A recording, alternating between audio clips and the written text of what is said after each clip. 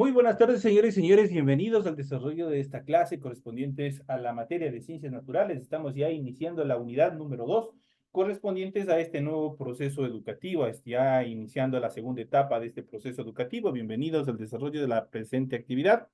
Por situaciones que ya es de dominio común, ustedes saben, de todo este proceso de cortes y racionamiento de energía eléctrica, obviamente no podemos desarrollar nuestra clase de forma sincrónica y por ende, obviamente, toca darles de esta forma a las clases. Obviamente se les permite o se les facilita que toda la información esté de forma oportuna para que ustedes puedan desarrollar todas las actividades que ustedes tienen planificadas semana tras semana en su aula virtual. Una vez iniciado este proceso, vamos a ver en pantalla el formato para recursos de aprendizaje de tarea. Este corresponde a su documento de tarea. Estamos en la asignatura de Ciencias Naturales, en la unidad número 2, con el tema central Ecosistemas y Biomas. Vamos a ver el subtema número 1, con los subtemas, los ciclos biogeoquímicos de los ecosistemas, los efectos de la contaminación atmosférica y los ciclos biogeoquímicos en función de, obviamente, de todos estos ecosistemas.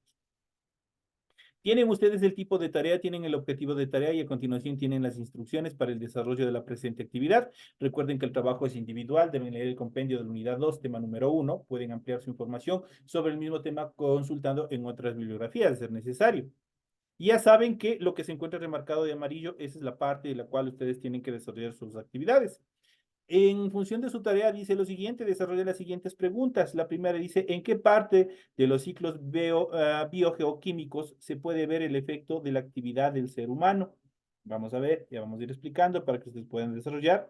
Y la siguiente, obviamente, es un complemento de la pregunta que ustedes tienen ahí. Para resolver esta primera pregunta, o la única que tienen ustedes aquí, se les sugiere ver un video obviamente que se encuentra obviamente en este link que se encuentra en su documento. Al dar clic en ese link, obviamente a ustedes se les va a transportar hacia donde se encuentra una serie de información que les puede ser de mucha utilidad para que ustedes puedan dar contestación a esa pregunta que ustedes tienen ahí. Eso es todo lo que ustedes tienen que hacer como tarea para la presente semana. Entonces ya saben, ¿en qué parte del ciclo biogeoquímico se puede ver el efecto de la actividad del ser humano? Si es positivo y es negativo, qué es lo que pasa? Pero ¿en qué parte de los ciclos biogeoquímicos se ve esa actividad del hombre? Obviamente ustedes lo pueden, para fortalecer sus conocimientos, ustedes pueden acceder a ese link, obviamente que se les proporciona, que se les ha proporcionado con la finalidad de que ustedes puedan fortalecer los conocimientos y tener una idea más clara de cómo tienen ustedes que resolver esa actividad. Es la única que ustedes tienen, es un deber bastante chiquitito, pero obviamente el contenido, la respuesta tiene que ser bastante sustancial, tiene que ser bastante concisa lo que ustedes vayan a aportar en su tarea. Recuerden que las actividades son 100% escritas, por ende ustedes tienen que desarrollar la rotulación de la hoja correspondientes ya a esta segunda unidad. Ustedes aquí tienen el esquema, el cual ustedes deben cumplir en la parte superior de su hoja, ya sea que estén trabajando en cuadernos o en hojas de papel ministro, tienen que hacerlo esta actividad. Y posterior, obviamente ya saben, desarrollar su tarea. Eso es todo lo que ustedes tienen que hacer. En función del contenido, ustedes deben revisar las recomendaciones, la rúbrica de calificaciones y al final de este proceso tenemos la información para el desarrollo de los recursos de plataforma. Estamos en la unidad número 2 con el tema los ciclos biogeoquímicos de los ecosistemas, los efectos de la contaminación atmosférica y los ciclos biogeoquímicos como tal correspondientes a la semana número 1 de fecha 30 de septiembre del 2024. Esta tarea estaba abierta y permite entregas desde el 30 de septiembre, la fecha límite de entregas del 31 de octubre y la fecha de publicación de la calificación será hasta el 5 de noviembre del 2024. Tienen toda la información pertinente para desarrollar esta actividad, tienen toda la información y la cual también la vamos a fortalecer mediante la explicación del material de apoyo que ustedes tienen en su aula virtual. Ahí nosotros vamos a ir viendo, vamos a ir analizando cuáles son todos estos pasos en función de los temas que nosotros tenemos en esta hora de clase. Tenemos y vamos a hablar sobre los ecosistemas y también sobre los biomas y vamos a ver sobre el flujo de energía en los ecosistemas. Los productores obtienen la materia del suelo el agua y el aire mediante la fotosíntesis, proceso a través del cual las plantas obtienen su propio alimento. Al ser comidos por un consumidor, parte de esa materia se incorpora al cuerpo de este último organismo. De este modo, la materia pasa de un nivel trófico a otro. La actividad de los descomponedores permite que la materia que circula por las cadenas tróficas regresen al medio posteriormente, será utilizada de nuevo por los productores. Y eso nosotros ya habíamos visto en clases anteriores, habíamos estado viendo, habíamos estado desarrollando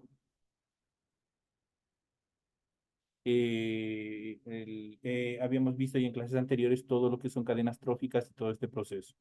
La transferencia de la materia de un nivel trófico a otro no es absoluta, ya que parte de ella retorna al medio a través de la respiración o la excreción. Por otro lado, el flujo de energía consiste en la circulación de energía desde que es captada por los productores hasta que llega a los niveles tróficos más altos, así como su progresiva liberación al ambiente.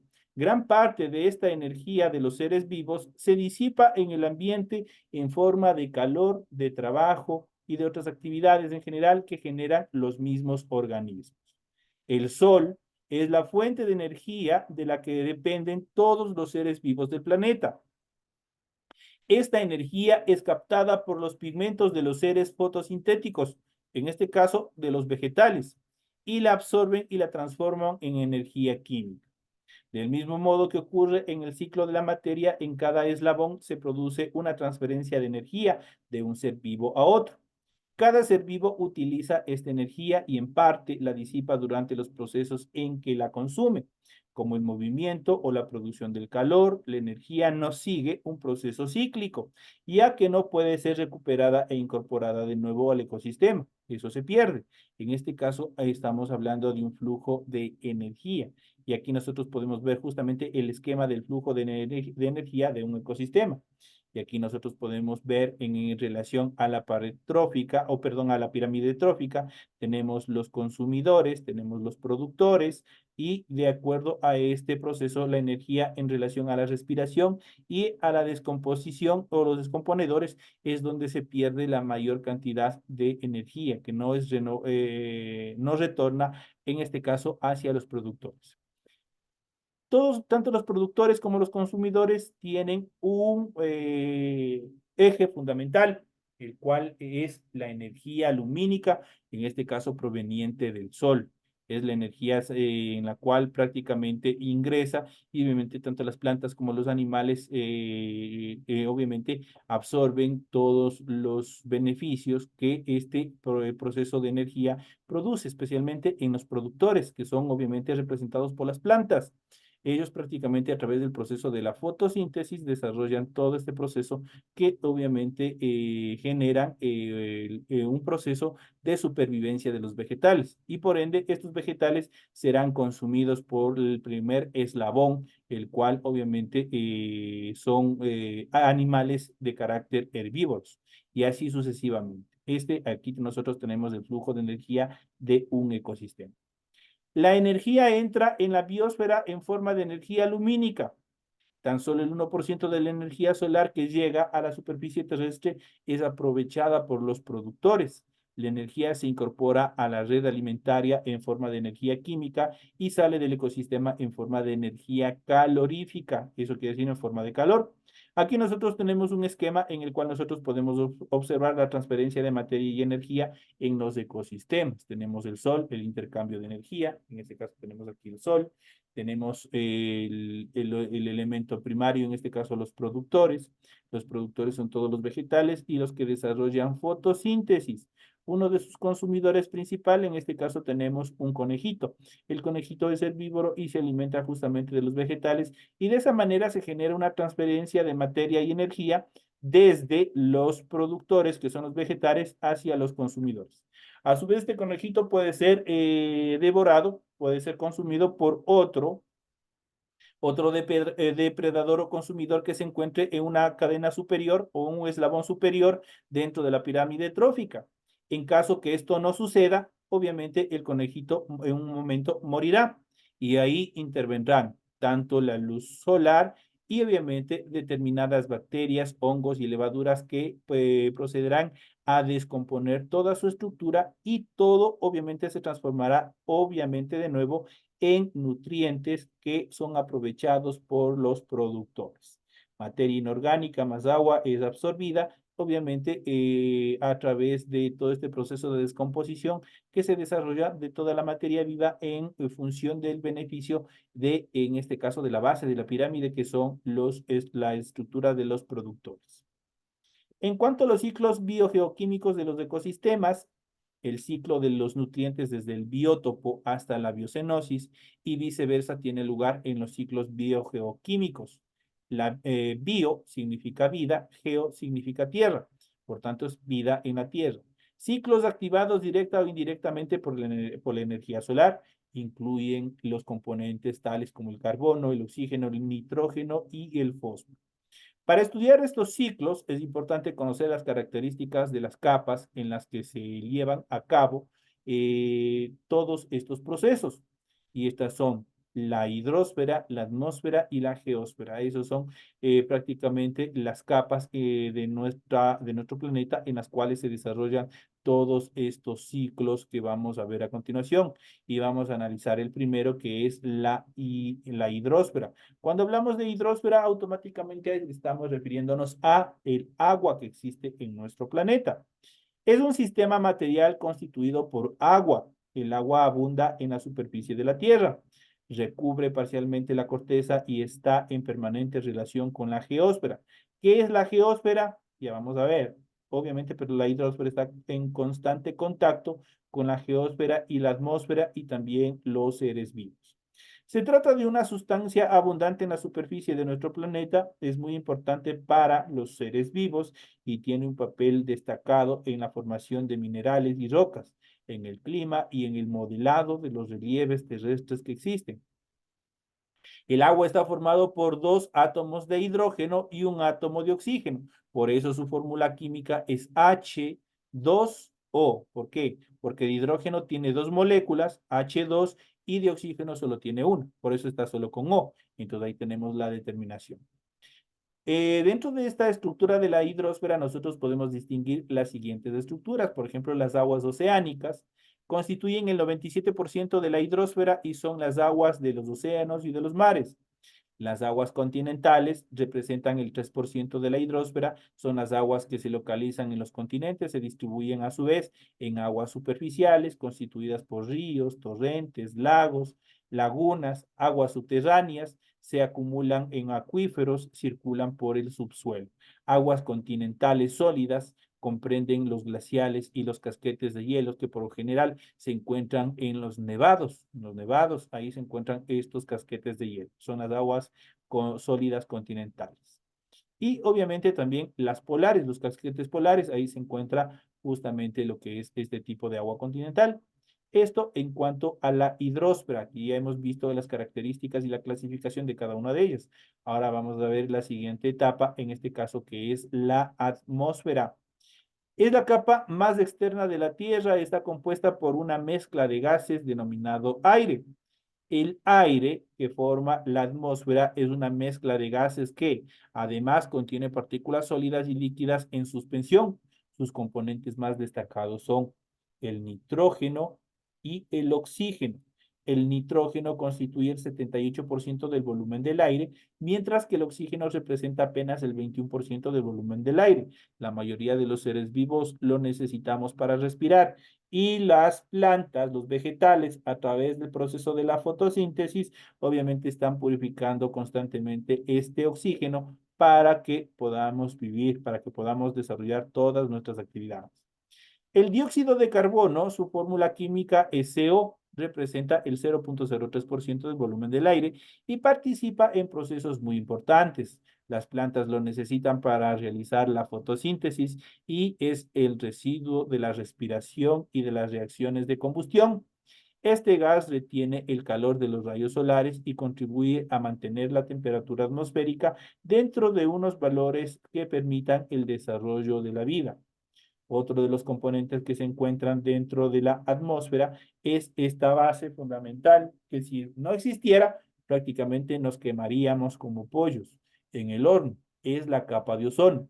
La capa de ozono es nuestro bloqueador solar natural que protege a nuestro planeta y a su vez nos protegen a nosotros de los dañinos rayos ultravioletas procedentes del sol. El ozono es un gas minoritario que se encuentra en la atmósfera.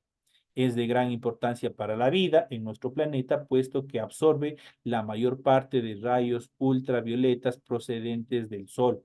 Así que prácticamente cuando nosotros desarrollamos determinadas actividades como quemar, destruir, quemar productos de origen sintético y otras características más, ahí contribuimos a que obviamente disminuya esta capa de ozono y obviamente eso genera un problema también para el desarrollo de la vida en nuestro planeta.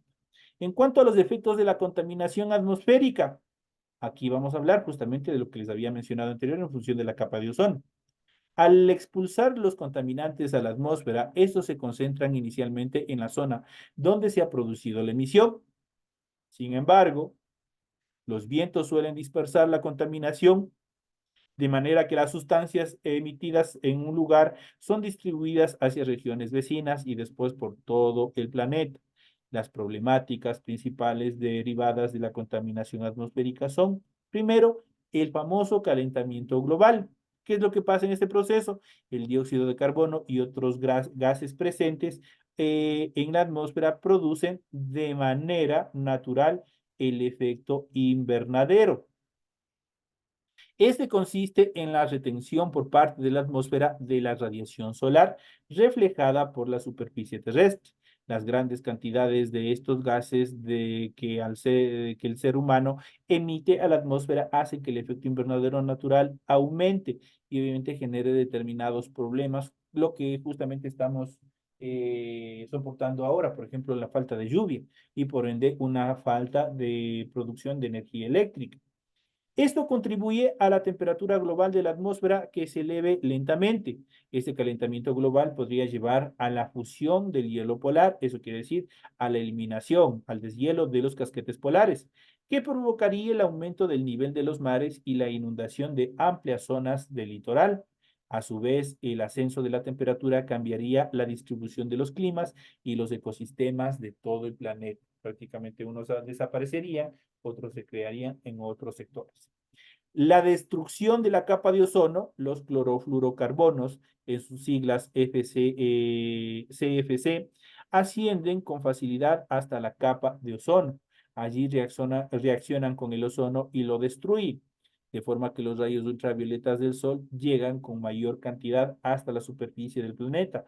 Esto puede causar graves trastornos a la salud de los seres vivos. Eso hay que tener mucho en cuenta. Y especialmente a nosotros, una de las características fundamentales es que si ingresan directamente o nos coge el calor solar, la luz solar de forma directa, especialmente entre las 9 y las 3 de la tarde, y nosotros no nos cuidamos adecuadamente, nosotros podemos generar un proceso de cáncer de piel. Así que hay que tener mucho cuidado, especialmente en las horas donde la presencia del sol es mucho más fuerte, por así decirlo. Pasamos a la siguiente etapa, que es la geósfera. La geósfera está constituido por minerales que se agrupan formando rocas. Los minerales y rocas se disponen en tres capas concéntricas, tales como la corteza, el manto y el núcleo. De esta manera está distribuido la geósfera de nuestro planeta. Cuando hablamos de la corteza, justamente nos referimos que es la capa sólida más superficial de la Tierra. Está formada por rocas que contienen oxígeno, silicio, aluminio y hierro, mientras que el manto es la capa intermedia, está constituida básicamente por oxígeno, magnesio, silicio y hierro. Se divide en manto superior y también en manto inferior. Y en relación al núcleo, está situado en la parte más interna de la Tierra. Las rocas que lo constituyen están formadas por hierro y níquel. Estos materiales le dan una elevada densidad y hacen que el núcleo sea el responsable del campo magnético terrestre y que nosotros al dar un salto no salgamos disparados por ahí, como sucede, por ejemplo, ustedes han visto en determinados documentales, por ejemplo, lo que sucede, por ejemplo, con los astronautas. Los astronautas cuando van a la Luna, ellos tienen que tener un aditamento, botas, zapatos especiales, ropa especial para soportar la presión y también para poder mantenerse sobre la superficie lunar. De lo contrario, saldrían despedidos hacia el espacio. Pues ya saben, ¿cuál es el responsable del campo magnético? El núcleo que se encuentra en nuestra Tierra. La densidad de los materiales y la temperatura a la que las rocas se ven sometidos determinan que tengan un comportamiento plástico o rígido. Esta propiedad hace que se puedan distinguir otras divisiones en el interior de la geósfera, según su estructura dinámica. Y vamos a arrancar con la primera, que es la litósfera. Vamos a ver en qué consiste la litósfera. La litósfera es una capa sólida y tiene un comportamiento rígido. Está dividida en grandes fragmentos que constituyen las placas litosféricas, comprenden la corteza oceánica y la continental, y los primeros 100 kilómetros del manto superior que se encuentra en nuestro planeta. En relación a la astenosfera, es la capa principal sólida, aunque también contiene una parte de materiales fundidos que le dan elasticidad o plasticidad. Estos materiales son los responsables de la dinámica de placas, eso quiere decir del movimiento de placas que a veces nosotros sentimos con los movimientos telúricos. La mesósfera, los materiales de esta capa se encuentran en estado sólido, corresponden a una parte del manto superior y otra también al manto inferior. Y tenemos a continuación la endósfera. La endósfera corresponde a todo el núcleo. El núcleo externo es fluido y tiene un comportamiento plástico. El núcleo interno es sólido y por tanto tiene un comportamiento rígido. De todo lo que hemos visto, aquí nosotros podemos ver, de acuerdo a un corte tipo pastel, cómo están constituidos de acuerdo a esta estructura el modelo químico de izquierda y modelo geodinámico a la derecha. Y podemos ver en el primero, podemos observar igual, tenemos la litósfera, tenemos la astenosfera, tenemos la mesósfera, el núcleo externo, el núcleo interno, que obviamente está constituido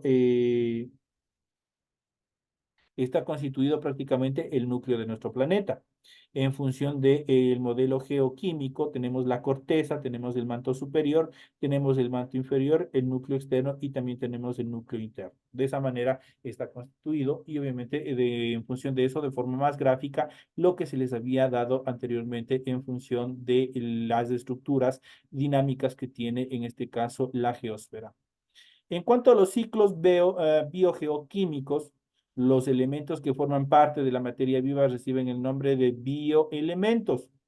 Los principales son el carbono, el hidrógeno, el oxígeno, el nitrógeno, el fósforo y el azufre. Esos son los componentes que obviamente se encuentran principalmente constituidos dentro del ciclo biogeoquímico.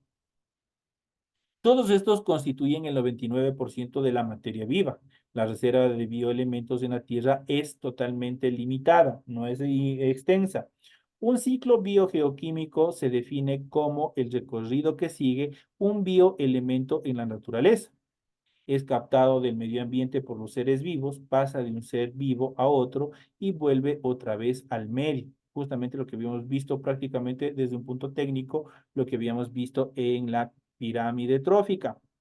El equilibrio de estos ciclos es indispensable para el mantenimiento de la vida. Sin embargo, la actividad humana, lo que es contaminación, tala de bosques, sobreexplotación de recursos, está alterando todos estos ciclos en cuanto a los elementos biogeoquímicos.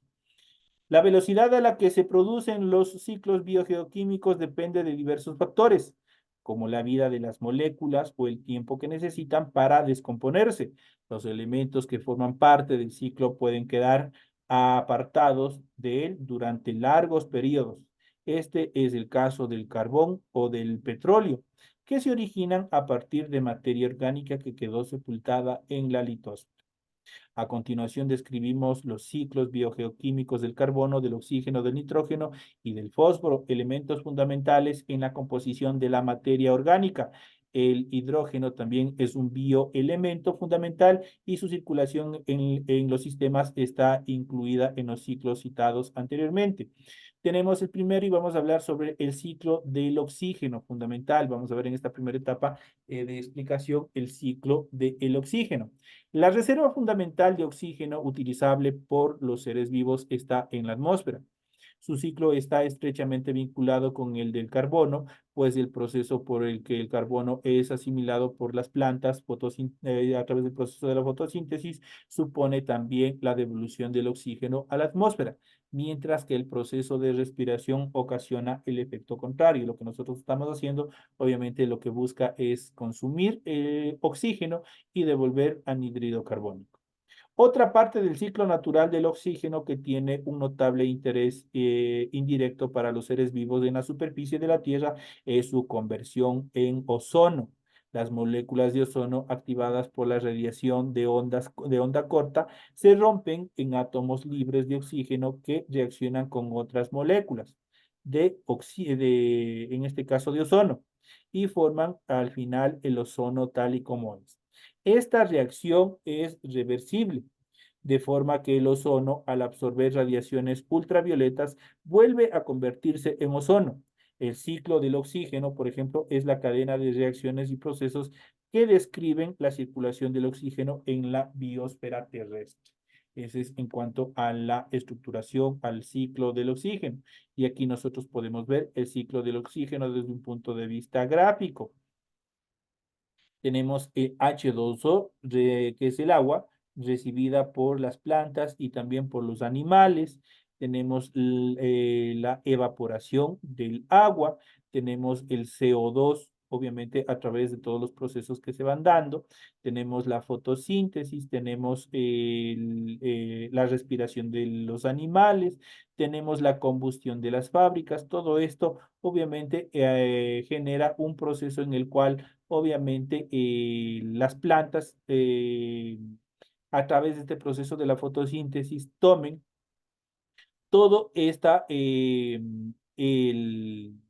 CO2, obviamente tomen todo el CO2 y lo transformen en azúcares y almidones y minerales para su supervivencia y a su vez nos purifiquen el oxígeno para que obviamente nosotros podamos desarrollar todo nuestra vida cotidiana. En cuanto al ciclo del carbono, el carbono se intercambia entre la biosfera, geósfera, hidrosfera y también la atmósfera. Junto con el nitrógeno y el agua, el ciclo de carbono comprende una secuencia de eventos que es clave para hacer que la Tierra sea capaz de absorber o desarrollar vida. Describe el movimiento de carbono al ser reciclado y reusado por la biosfera, incluidos los sumideros del carbono. Este componente se incorpora a los organismos fotosintéticos, lo que quiere decir a las plantas, que captan el CO de la atmósfera y lo transforman en azúcares. Tanto los organismos autótrofos, como son las plantas, como los heterótrofos, en este caso que son los animales, producen dióxido de carbono. El dióxido de carbono se representa con la C y la O mayúscula. Por otra parte, los diversos organismos descomponedores actúan sobre la materia orgánica de los organismos que mueren y desprenden también carbono. Entonces, las características, y aquí volvemos a tener la misma estructuración en cuanto al ciclo del carbono, cómo se va desarrollando. La luz solar juega un papel fundamental, tanto los animales como los vegetales igual interactúan de manera que obviamente liberan determinados nutrientes que generarán un proceso cíclico en cuanto a la transferencia de materia y energía. En cuanto a los ciclos del nitrógeno, el nitrógeno se encuentra principalmente en forma de gas. Está representado el nitrógeno por la letra mayúscula N. Es un elemento indispensable como componente de las proteínas y de los ácidos nucleicos. Sin embargo, únicamente las bacterias fijadoras de nitrógeno pueden utilizarlo. Dichas bacterias captan nitrógeno del aire y lo transforman en amoníaco. Este proceso recibe el nombre de fijación del nitrógeno. A continuación, las bacterias nitrificantes convierten el amoníaco en nitrito y este en nitrato. Esta segunda fase del proceso se denomina nitrificación. Los nitratos son absorbidos por las raíces de las plantas que satisfacen de este modo su demanda de nitrógeno. Así el nitrógeno entra en las redes alimentarias de todos los ecosistemas y es utilizado por todos los seres vivos. Cuando nosotros comemos, por ejemplo, una sopa de acelga, en la selga, por ejemplo, está presente obviamente el nitrógeno como tal y nuestro cuerpo obviamente es necesario que lo absorba. De esa manera obviamente podemos sobrevivir.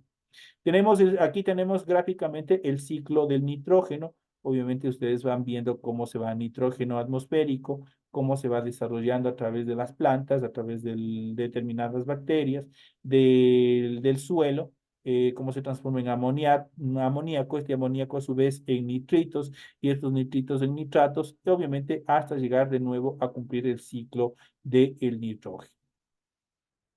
Y por último tenemos el ciclo del fósforo. El fósforo forma parte de las rocas sedimentarias, es un componente importante de los ácidos nucleicos y de la adenosis trifosfato, en sus siglas ATP, para que incorpore a las plantas y sea utilizado por el resto de los seres vivos.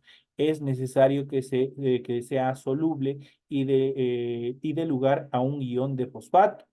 En los ecosistemas, una parte del fósforo se encuentra en las conchas y los esqueletos de los seres vivos.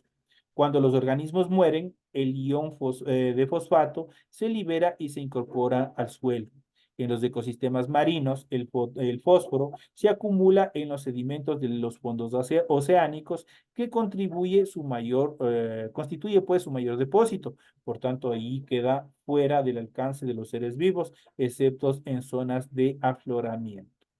Entonces, aquí en esta clase nosotros hemos podido observar los ciclos del carbono, hemos visto los ciclos del nitrógeno, hemos visto los ciclos del carbono, que son los componentes más esenciales del ciclo del oxígeno, en cuanto a a los elementos o a los ciclos biogeoquímicos, que son indispensables para el desarrollo de la vida. También hemos visto las estructuras de la capa de nuestra geósfera, eso quiere decir de la parte compacta de nuestro planeta. Hemos visto también sobre los componentes de la atmósfera y también hemos visto sobre la hidrosfera, cuáles son las etapas, los ciclos biogeoquímicos de los ecosistemas y toda la transferencia de materia y energía que se da tanto de los productores, que son los vegetales, y a los diferentes estratos de consumidores o depredadores que están constituidos dentro de la pirámide trófica.